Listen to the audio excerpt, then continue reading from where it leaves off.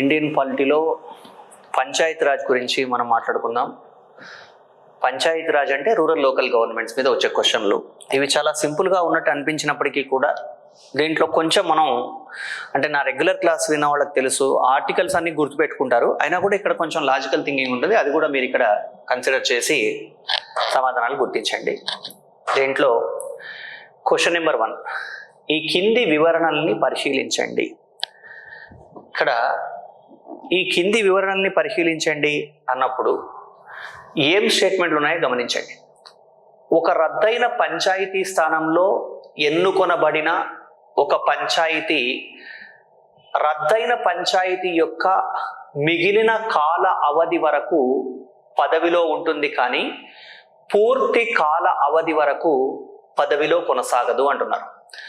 అంటే ఏదైనా ఒక పంచాయతీ అనేటువంటిది, అంటే ఉదాహరణకు ఒక గ్రామ పంచాయతీ అనుకున్నట్లయితే 5 సంవత్సరాల కాల పరిమితి ఉంటుంది కదా.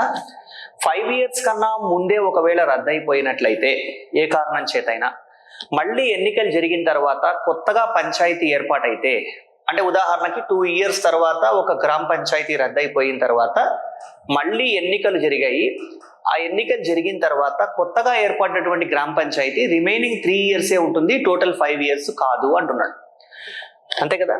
ఇక్కడ ఇది గమనించాల్సిన విషయం, ఒక రద్దయిన పంచాయతీ స్థానంలో ఎన్నుకోబడిన ఒక పంచాయతీ, అంటే నూతనంగా ఎన్నుకోబడ్డ పంచాయతీ రద్దయిన పంచాయతీ యొక్క మిగిలిన కాల అవధి వరకు పదవిలో ఉంటుంది, కానీ పూర్తి కాల అవధి వరకు పదవిలో కొనసాగదు అన్నాడు. ఈ statement correct.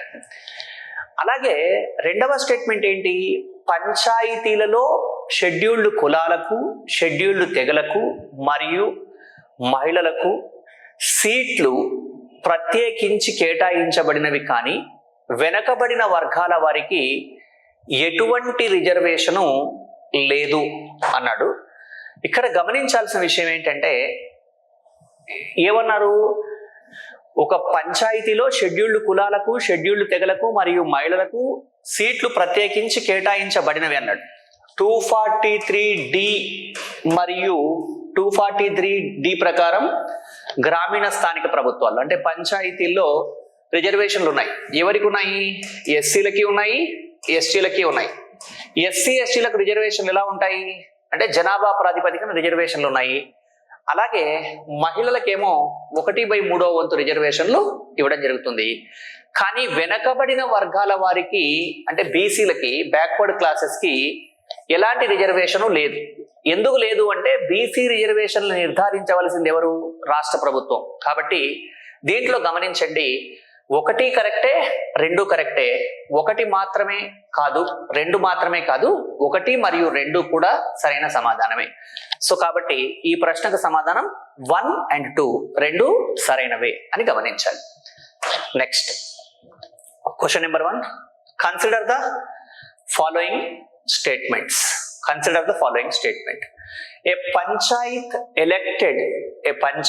elected in place of a dissolved one does not enjoy the full period but remains in office for the remaining period after the dissolution. A panchayat elected in a place of a dissolved one does not enjoy the full period but remains in office for the remaining period after the dissolution. This statement is correct. For example, if you take any village panchayat, if it is elected for the 5 years term, because of any reason, if it dissolved after the 2 years, if newly elected gram panchayat have chance to continue remaining 3 years only, not complete 5 years. So that is the first statement. A panchayat elected in place of a dissolved one does not enjoy the full period but remains in office for the remaining period after the dissolution. Yes, statement number 1 is correct. Second statement, a panchayat's seats are reserved for the scheduled caste, scheduled tribe and women but not for backward class of citizens. Panchayats means in the rural local governments we are having SC reservations and ST reservations according to the population. These reservations are mentioned in Article 243D. SC ST reservations are allotted according to the population. Women reservation is 1/3, but in Telugu states we are providing 50% reservation. That is different, but according to the 73rd Constitutional Amendment, 1/3 seats are reserved for the women, but not for the backward class citizens. Backward class seats are not reserved for the backward class citizens. So according to the 73rd Constitutional Amendment, backward class citizens reservations are decided by the state government. Because of that, it is correct. So according to the Constitution, we are not providing reservations for the backward classes in panchayats.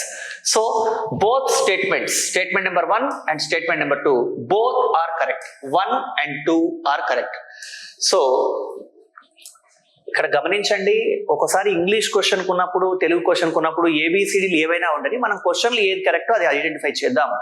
1వ ప్రశ్నకు సమాధానం 2 correct, 1 మరియు 2 సరైనవే.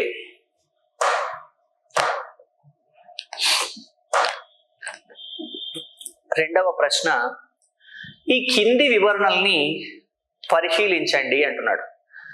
ఈ కింది వివరణల్ని ఇక్కడ రెండవ question, consider the following statements. ఇక్కడ ఇంగ్లీష్ వర్షన్ ఒకటి క్లియర్ గా ఉంది, అది అబ్జర్వ్ చేయండి. Consider the following statements. Question number 1, courts have no jurisdiction to examine the validity of law relating to the delimitation of constituencies or allotment of seats in respect of panchayats. Statement number 1. Second statement, an election to a panchayat can be called in question only by an election petition which should be presented to such authority and in such manner as may be prescribed by the State Election Commission. State Election Commission. So we need to understand the question in a proper manner. They are asking question, consider the following statement. 2 statements are provided and they are asking which of the statement given above is correct. Statement number 1. Courts have no jurisdiction to examine the validity of law relating to the delimitation of constituencies. Delimitation of constituencies are allotted for the seats in respect of panchayats. Yes, this is not the subject. It is not the responsibility of the court. Court is not involved. Courts have no jurisdiction to examine the validity of law relating to the delimitation constituencies. It is correct. So it is not judiciary activity. Because of that, it is correct. Statement number 1 is correct. Second statement, an election to panchayat can be called in question only by an election petition which should be presented to such authority and in such manner as may be prescribed by the State Election Commission. We need to understand, an election to the panchayat can be called in question means no one is having right to question of the election of panchayat. So even after the election, if anyone is interested to question about that particular election, that is not prescribed by the Election Commission. So statement number 2 is wrong. Statement number 1 is correct. So second question answer 1 only. 1 only. ఇక్కడ ఒకసారి రెండవ ప్రశ్న గమనించండి. ఈ కింది వివరణల్ని పరిశీలించండి అని ఇచ్చి ఏమన్నాడు అంటే, ఇక్కడ క్వశ్చన్ సరిగా పడలేదు. సెకండ్ క్వశ్చన్ లో ఏమంటున్నాడు, తెలుగు వర్షన్ అంటే తీసుకున్నట్లయితే ఇక్కడ courts have no jurisdiction to examine the validity of law relating to the delimitation of constituencies, allotment of seats in respect of panchayat. అంటే పంచాయతీలకు కేటాయించబడ్డటువంటి సీట్లకు సంబంధించినటువంటి డీలిమిటేషన్, అంటే ఏదైతే ఒక నియోజకవర్గాల పునర్వ్యవస్థీకరణ అనేది జరిగినప్పుడు అది పంచాయతీలకు సంబంధించింది అయినప్పుడు ఆ విషయంలో ఎలా మీరు ఈ పంచాయతీని ఇలా చేశారు, దీన్ని రిజర్వ్డ్ చేశారు, ఇలా క్వశ్చన్ చేసేటువంటి రైట్ కోర్టుకు లేదు. ఎందుకంటే ఇక్కడ కోర్ట్ అనేది జుడిషియరీ అనేది లెజిస్లేటివ్ ఎగ్జిక్యూటివ్ రెస్పాన్సిబిలిటీస్ పర్ఫార్మ్ చేయదు. కాబట్టి నియోజకవర్గాల పునర్వ్యవస్థీకరణను ప్రశ్నించేటువంటి అధికారం కోర్టుకు లేదు. ఎలక్షన్ లో ఏమైనా పొరపాటు జరిగితే ప్రశ్నించవచ్చు, కానీ ఇలా నియోజకవర్గాలను ఎందుకు పునర్వ్యవస్థీకరించారు అని అడిగి కోర్టు అడగదు. కాబట్టి ఈ స్టేట్మెంట్ కరెక్టే. ఈ స్టేట్మెంట్ ఇక్కడ పడలేదు, అందుకే నేను ఇంగ్లీష్ వర్షన్ తీసుకున్నాను. ఎందుకంటే పంచాయతీల యొక్క అని పడింది అంతే తప్ప మొత్తం స్టేట్మెంట్ పడలేదు. కాబట్టి సింపుల్ గా గుర్తుంచుకోండి. రెండవ ప్రశ్న తెలుగు వర్షన్ తీసుకున్నట్లయితే, నియోజకవర్గాల పునర్వ్యవస్థీకరణకు సంబంధించి పంచాయతీలలో సంబంధిత అంశాల్ని ప్రశ్నించే అధికారం న్యాయస్థానాలకు లేదు అని ఉండాలి. ఇక్కడ ఆ స్టేట్మెంట్ ఇంగ్లీష్ లో ఉన్నది, నేను తెలుగులో చదివాను అంతే. కాబట్టి ఆ స్టేట్మెంట్ కరెక్టే. సెకండ్ స్టేట్మెంట్, పంచాయతీ యొక్క ఎన్నిక వివాదాన్ని ప్రశ్నించాలంటే దాన్ని ఒక ఎన్నికల పిటిషన్ రూపంలో మాత్రమే రాష్ట్ర ఎన్నికల సంఘం సూచించిన ప్రాధికార సంస్థ ముందు రాష్ట్ర ఎన్నికల సంఘం సూచించిన విధంగా సమర్పించాలి అంటున్నాడు. అసలు పంచాయతీ ఎలక్షన్ స్టార్ట్ అయిన తర్వాత ఎలక్షన్ ఎవరు క్వశ్చన్ చేయకూడదు. ఒకవేళ క్వశ్చన్ చేయాలి అనుకుంటే ఎలక్షన్ తర్వాత క్వశ్చన్ చేయాలి. ఆ ఎలక్షన్ తర్వాత క్వశ్చన్ చేసే విషయాలను ఎక్కడ చెప్పలేదు, అంటే ఎలక్షన్ కమిషన్ నిర్ణయించదు. కాబట్టి రెండవ స్టేట్మెంట్ రాంగ్ అవుతుంది. ఒకటవ స్టేట్మెంట్ కరెక్ట్, రెండవ స్టేట్మెంట్ రాంగ్. కాబట్టి ఒకటవ ప్రశ్నకు సమాధానం ఏ మాత్రమే. ఇక్కడ అభ్యర్థులు గమనించాల్సింది ఏమంటే తెలుగు వర్షన్ సరిగా లేకపోవడం వల్ల ఇంగ్లీష్ వర్షనే నేను తెలుగును మళ్ళీ 2 సార్లు చెప్పడం జరిగింది. ఇది సెకండ్ క్వశ్చన్.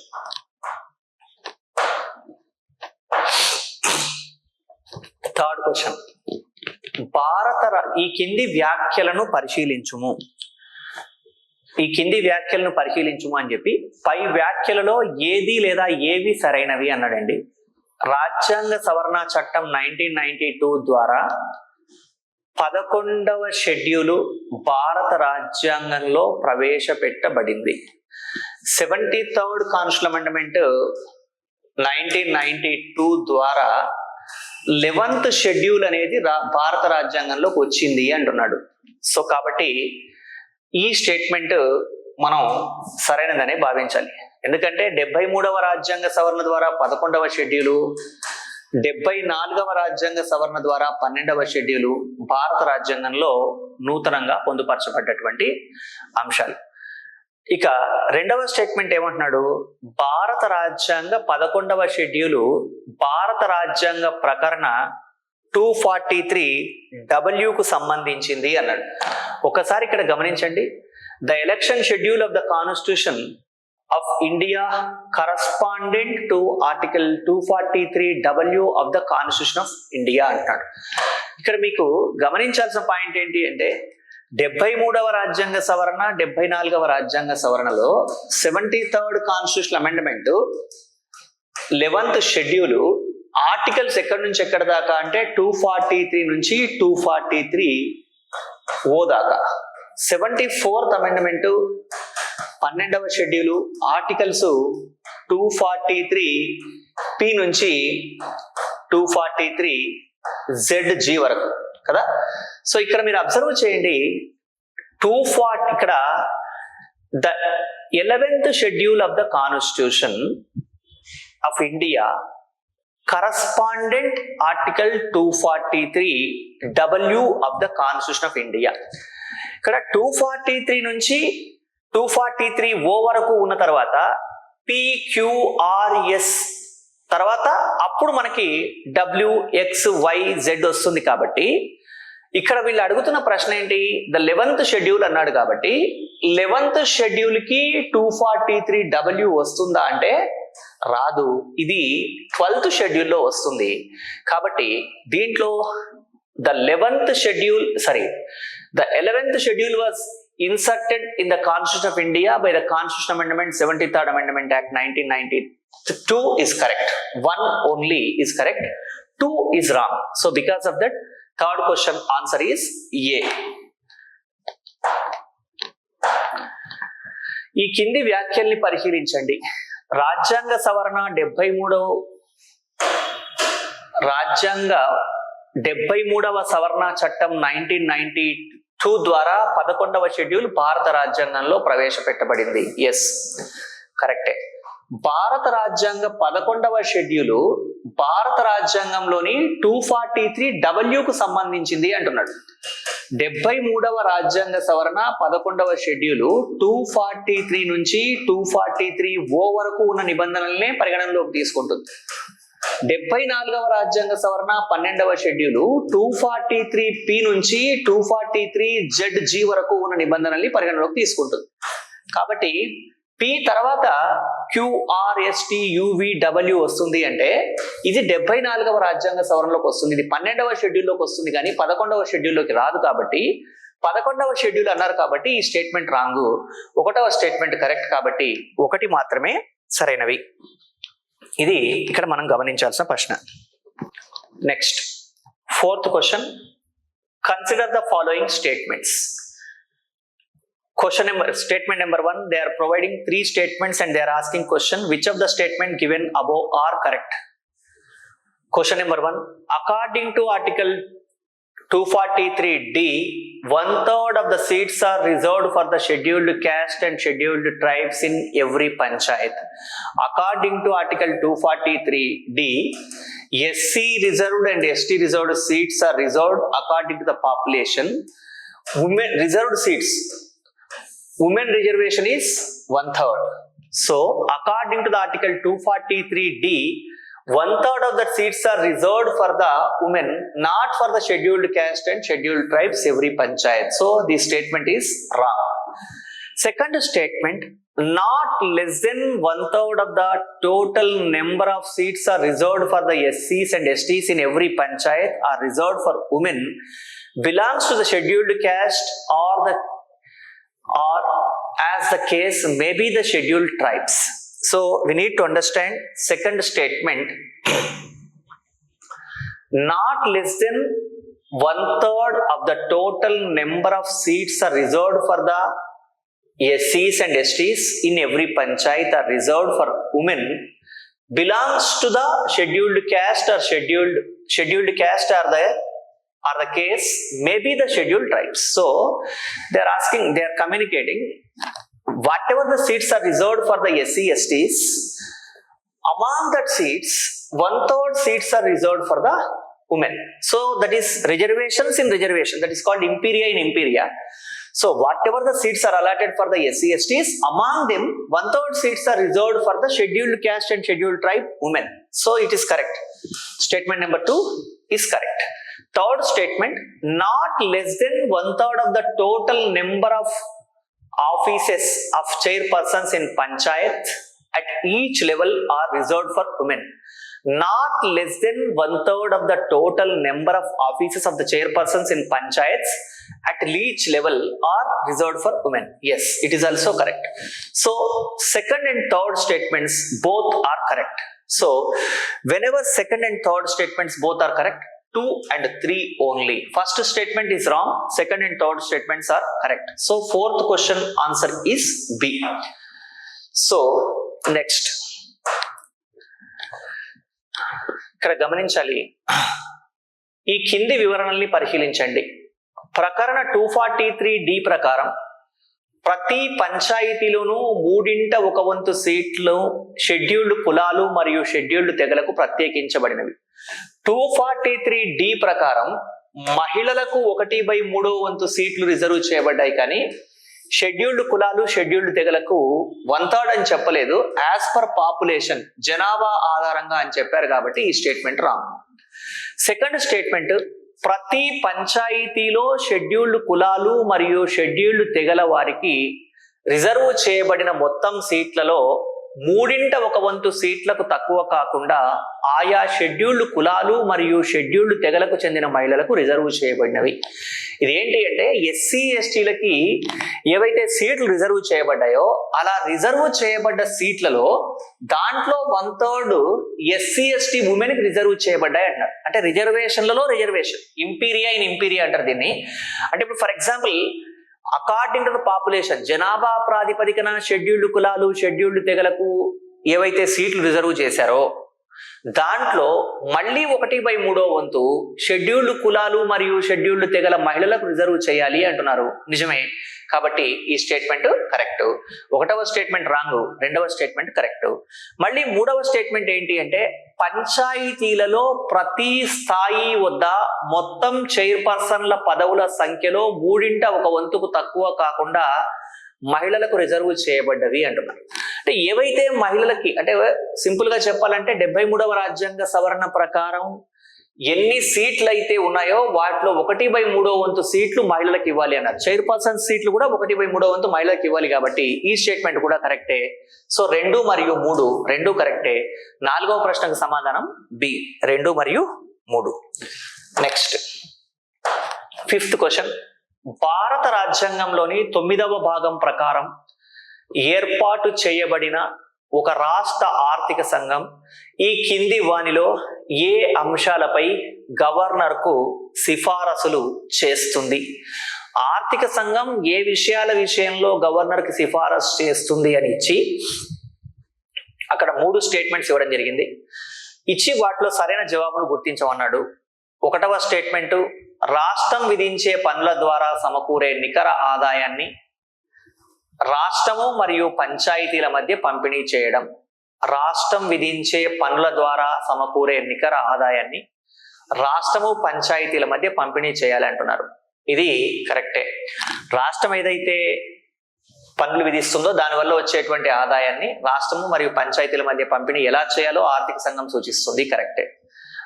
పంచాయతీలకు అప్పగించే లేదా పంచాయతీలకు సమకూర్చే పన్నులు నిర్ణయించడం, ఇది కూడా ఆర్థిక సంఘమే చేస్తుంది. పన్నులు నిర్ణయించడం కూడా.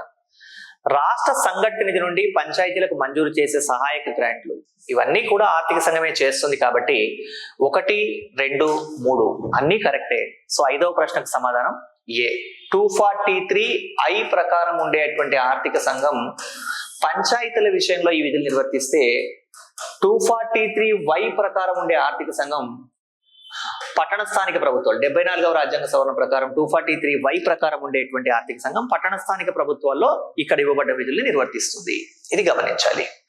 5th question, on which of the following subjects does the finance commission of a state constituted under the part 4 of the Constitution of India make recommendations of the governor? So on which of the following subjects does the finance commission of a state constituted under the part 9 of the Constitution of India make recommendations of the governor? According to article 243I, for the purpose of recommendations of rural local government, we are having a finance commission. That finance commission is having which responsibilities? Statement number 1, distribution between the state and the panchayats of the net proceeds of the taxes by the state. Yes, it is correct. Second statement, determination of the taxes which may be assigned to or appropriated by the panchayats. It is also correct. Third statement, grants in aid to the panchayats from the consolidated fund of the state. So 3 statements, 1, 2, 3. All the statements are correct related to the 5th question. Next, 6th question.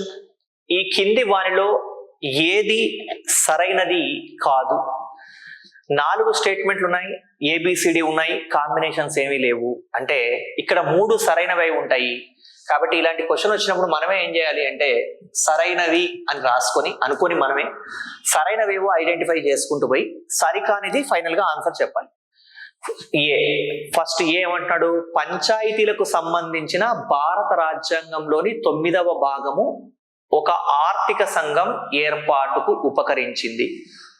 9వ భాగం 243I ప్రకారం ఆర్థిక సంఘాన్ని ఏర్పాటు చేయడానికి తోడ్పడుతుంది. కాబట్టి ఈ statement కరెక్టే. సెకండ్ స్టేట్మెంట్, పంచాయతీలకు సంబంధించిన భారత రాజ్యాంగంలోని 9వ భాగము పంచాయతీలకు జరిగే అన్ని ఎన్నికలకు ఒక రాష్ట్ర ఎన్నికల సంఘానికి అప్పగించేందుకు ఉపకరించింది.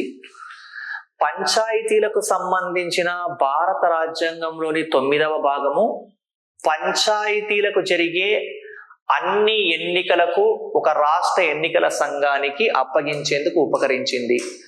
243K ప్రకారం మనం గ్రామీణ స్థానిక ప్రభుత్వానికి ఎన్నికలు నిర్వహించే ఎన్నికల సంఘాన్ని ఏర్పాటు చేయడానికి అవకాశం ఉంది. కాబట్టి ఈ స్టేట్మెంట్ కూడా కరెక్టే. 2వ స్టేట్మెంట్ కరెక్టే. 3వ స్టేట్మెంట్, పంచాయతీలకు సంబంధించి భారత రాజ్యాంగంలోని 9వ భాగము గ్రామ స్థాయిలోని మరియు ఇతర స్థాయిలలోని చైర్పర్సన్ పదవులలో షెడ్యూల్డ్ కులాలు మరియు షెడ్యూల్డ్ తెగలకు చెందిన మహిళలకు రిజర్వేషన్ కల్పించడానికి అవకాశం కల్పిస్తుంది. 243D ప్రకారం షెడ్యూల్డ్ కులాలు తెగల మహిళల రిజర్వేషన్ కూడా భాగమే. కాబట్టి 1వ స్టేట్మెంట్ 73వ రాజ్యాంగ సవరణలో భాగంగా తీసుకున్నట్లయితే 243I, 2వ స్టేట్మెంట్ 243K, 3వ స్టేట్మెంట్ 243D. 4వ స్టేట్మెంట్, రాజ్య విధాన ఆదేశిక సూత్రాలలో గ్రామ పంచాయతీల వ్యవస్థీకరణ పొందుపరచి లేదు. రాజ్య విధాన ఆదేశిక సూత్రాలు, directive principles of state policy 4వ భాగంలో ఉన్నాయి. దీంట్లో ఆర్టికల్ 40 ఏం చెప్తుంది? గ్రామ పంచాయతీలను ఏర్పాటు చేయాలి, వాటిని స్వయం పాలనా యూనిట్లుగా అభివృద్ధి చేయాలి అని. అంటే గ్రామ పంచాయతీల వ్యవస్థీకరణ గురించి ఏ ఆర్టికల్ చెబుతోంది? ఆర్టికల్ 40 చెబుతోంది.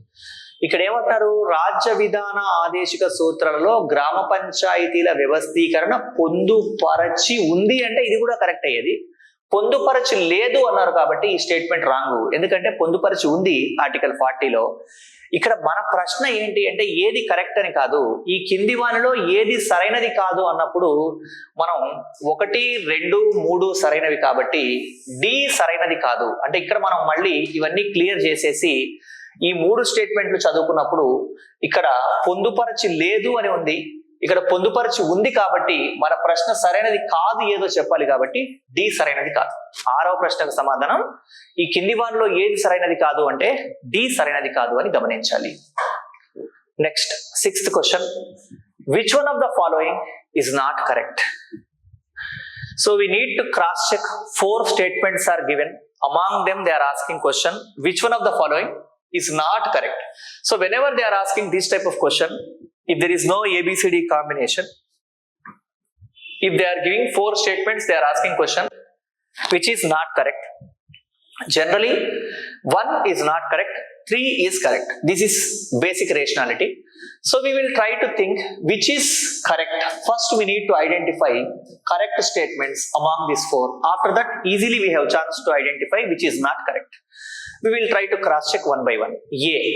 Part 9 of the Constitution of India pertaining to Panchayats to provide for sitting of a finance commission. Yes, according to 73rd Constitutional Amendment, according to Article 243I, we can create a finance commission to provide for sitting of a we can create a Panchayat finance commission. Part 9 of the Constitution of India pertaining to the Panchayats provide for sitting of a finance commission. Yes, according to Article 243I, it is correct. Statement number A or 1 is correct. Second statement, Part 9 of the Constitution of India pertaining to the Panchayats provide for vesting all elections to Panchayat in a state election commission. Yes, according to Article 243K, we can create state election commission. So statement number 2 is also correct.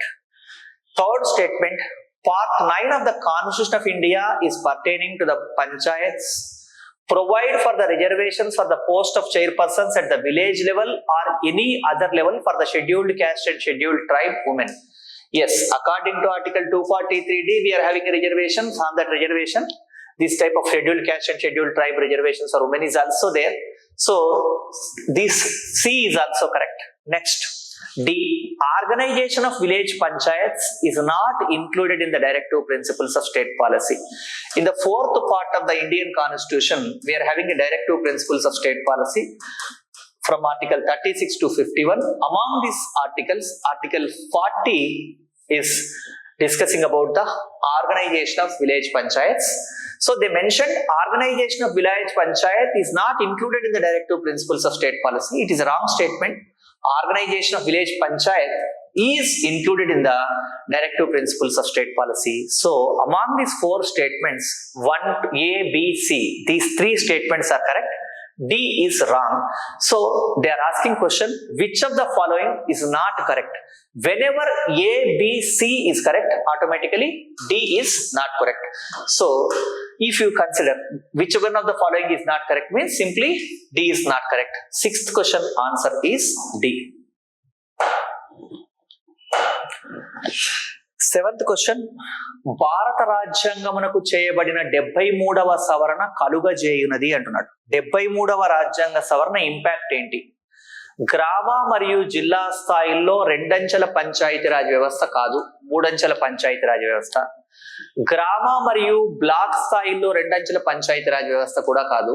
ఇవన్నీ కూడా మనకి అశోక్ మెహతా కమిటీలో వస్తాయి కానీ 73వ రాజ్యాంగ సవరణ కాదు. Black మరియు జిల్లా స్థాయిలో 2 అంచెల పంచాయతీరాజ్ వ్యవస్థ కూడా కాదు. గ్రామము, బ్లాక్, జిల్లా అంటే మనం ఆంధ్రప్రదేశ్ తెలంగాణ రాష్ట్రాల్లో బ్లాక్ అనకుండా ఇప్పుడు మండలి అంటున్నాం. కానీ 73వ రాజ్యాంగ సవరణ 3 అంచెల పంచాయతీరాజ్ వ్యవస్థను కలగజేసింది అంటే ఏర్పాటు చేసింది. కాబట్టి 7th క్వశ్చన్ ఆన్సర్ ఏది అంటే D. 7th question, 73rd amendment to the Constitution of India provides for the 2-tier of Panchayat Raj institution at the village and district level. It is not 2-tier, it is 3-tier.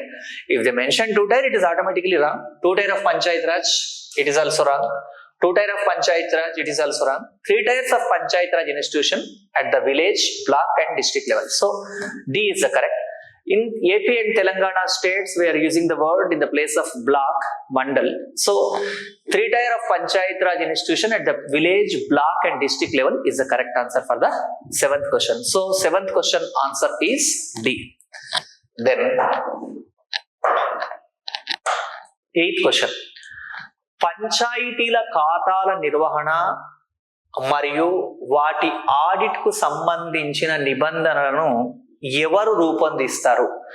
పంచాయతీలు అనేవి స్థానిక ప్రభుత్వాలు రాష్ట్ర జాబితాలోని అంశం. కాబట్టి రాష్ట్ర జాబితాలోని అంశాలకు సంబంధించిన నిబంధనలు రూపొందించేది ఎవరు అంటే రాష్ట్ర శాసనసభ. కాబట్టి ఇక్కడ ఆర్థిక సంఘం కాదు, రాష్ట్ర శాసనసభ అని ఉంది. కాబట్టి రాష్ట్ర శాసనసభ, కాగు, కలెక్టర్ వీళ్ళకి సంబంధం ఉండదు. సో పంచాయతీలు అనేవి స్థానిక ప్రభుత్వాల్లో భాగం, స్థానిక ప్రభుత్వాలు రాష్ట్ర జాబితాలోని అంశం, రాష్ట్ర జాబితాలోని అంశాలకు సంబంధించిన నిబంధనలు రూపొందించేది రాష్ట్ర శాసనసభ. కాబట్టి 8వ ప్రశ్నకు సమాధానం బి, రాష్ట్ర శాసనసభ. 8th question, who makes provisions with respect to the maintenance of accounts by the panchayats at the auditing of such accounts? So panchayats are part of local governments. Local government is under the state list. Because of that, state legislature is having a responsibility to make provisions with respect to the maintenance of accounts by the panchayats at the auditing of such accounts. So legislature of the state is the answer for the 8th question. So it is a direct question. So B is the answer for the 8th question. Next, 9వ ప్రశ్న, రాష్ట్ర ఎన్నికల commissioner దీని చేత తొలగించబడతాడు అంటే రాష్ట్ర ఎన్నికల commissioner ను నియమించేది governor. తొలగించడం ఎలా ఉంటుంది అంటే ఒక హైకోర్టు న్యాయమూర్తిని తొలగించిన విధానంలోనే తొలగించాలి రాష్ట్ర ఎన్నికల కమిషనర్ ను. గవర్నర్ చేతనో, అసెంబ్లీ చేతనో, ముఖ్యమంత్రి జారీ చేసిన ఆదేశం చేతనో అతను తొలగించబడడు. కాబట్టి ఒక ఎన్నికల కమిషనర్ ని ఎలా తొలగిస్తారు అంటే రాష్ట్ర ఎన్నికల కమిషనర్ ని తొలగించాలి అంటే దీనికి సంబంధించి ఒక హైకోర్టు న్యాయమూర్తిని తొలగించే విధానమే అనుసరించాలి. కాబట్టి 9వ ప్రశ్నకు సమాధానం D. The state election commissioner can be removed by the government of the state. So we need to observe the state election commissioner can be removed like a high court judge. So he is not removed by the governor of the state, he is not removed by the state assembly. Through an order issued by the chief minister, it is not correct. Through procedure similar to that for removal of the judge of the high court. So 9th question answer is D. Then 10th question, consider the following statements. ఈ కింది వివరణల్ని పరిశీలించము అన్నాడు 10వ ప్రశ్న. 73వ సవరణ అనంతర కాలంలో వికేంద్రీకరణ జరగవలసినవి అంటే 73వ రాజ్యాంగ సవరణ తర్వాత డీసెంట్రలైజేషన్ ఎక్కడ జరగాలి? నిర్ణయీకరణ అధికారాలు డీసెంట్రలైజేషన్ జరగాలి, కరెక్టే. అలాగే వ్యవస్థ మొత్తానికి సంబంధించిన విషయాలు డీసెంట్రలైజేషన్ చేయాల్సిందే. కాకపోతే న్యాయ అధికారాల వికేంద్రీకరణ అనేది ఉంటుందా అంటే న్యాయ అధికారాల వికేంద్రీకరణ ఉండదండి. పాలనా అధికారాలు, నిర్ణయ అధికారాలు, వ్యవస్థ ఇవి వికేంద్రీకరణ జరుగుతాయి కానీ న్యాయ అధికారాల్లో వికేంద్రీకరణ ఉండదు. ఇది ఎలిమినేషన్ పద్ధతిలో ఆన్సర్ రాయాల్సింది. 3 లేకుండా చూడండి, 3 లేకుండా ఉన్నది ఏది? 1, 2, 4 ఉండాలి. 3 డిలో ఉంది, సిలో ఉంది, ఏలో ఉంది. కాబట్టి 1 to 4. ఎందుకంటే భారతదేశంలో ఉన్నది స్వతంత్ర ఏకీకృత న్యాయ వ్యవస్థ, ఇండిపెండెంట్ అండ్ ఇంటిగ్రేటెడ్ జ్యుడిషియరీ. కాబట్టి 73rd అమెండ్మెంట్ వల్ల ఇక్కడ డీసెంట్రలైజేషన్ అనేది ఎక్కడ జరగాలి అంటే మిగతా వాటిలో జరగాలి కానీ న్యాయ అధికారాలు కాదు. మిగతా ఆప్షన్స్ అవి మనం కరెక్ట్ గా ఐడెంటిఫై చేయకపోయినా న్యాయ అధికారాల్లో వికేంద్రీకరణ ఉండదు అనే పాయింట్ గుర్తిస్తే 3 తీసేయండి. ఏలో 1, 2, 3 ఉంది, సిలో 3 ఉంది, ఏలో 3 ఉంది, సిలో డిలో కూడా 3 ఉంది. కాబట్టి 3 లేనిది ఏది అంటే బి. కాబట్టి బిని బేస్ చేసుకుని న్యాయ వ్యవస్థను బేస్ చేసుకుని మీరు ఆన్సర్ రాయాల్సి ఉంటుంది. సో 10వ ప్రశ్నకు సమాధానం ఈ కింది వివరణల్ని పరిశీలించి 73వ సవరణ అనంతర కాలంలో వికేంద్రీకరణ అంటే న్యాయ అధికారాల్లో కాకుండా. కాబట్టి ఆన్సర్ ఏంటి అని అంటే 1, 2, 4 B is the right answer for the 10th question. So consider the following statements. In the post 73rd amendment era, there has to be decentralization of. So in the post 73rd amendment era, decentralization is going on in all the different aspects, in all the issues except judiciary. So decision making powers, system of a whole, the administrative powers, but not judicial powers. We need to understand. In India, we are having an independent and integrated judiciary. Judicial powers are not decentralized. So, except judiciary, all other issues after the post. So, in the post 73rd amendment era, there has to be decentralization of except judicial powers in all other. So, 3, we need to observe except 3. Except 3 means in the A 1, 2, 3 is there. In the B 1, 2, 4 is there. There is no 3 in the B. C 3 is there, D 3 is there. Because of that, 10th question answer is B. 10th question answer is B. So, ఇవి మనకి కొన్ని ప్రశ్నలు అండి. 1 by 1 ఒక్కొక్క question ని observe చేయండి. ఒక్కొక్కసారి Telugu version లేనప్పుడు ఇంగ్లీష్ వర్షన్ ని ప్రామాణికంగా తీసుకోండి. ఈ టాపిక్ చదివిన తర్వాత కనుక మీరు ప్రాక్టీస్ చేస్తే చాలా సులభంగా ఉంటుంది. దీంట్లో చాలా క్వశ్చన్స్ ఉన్నాయి కాబట్టి 1 by 1 చెక్ చేసుకోండి.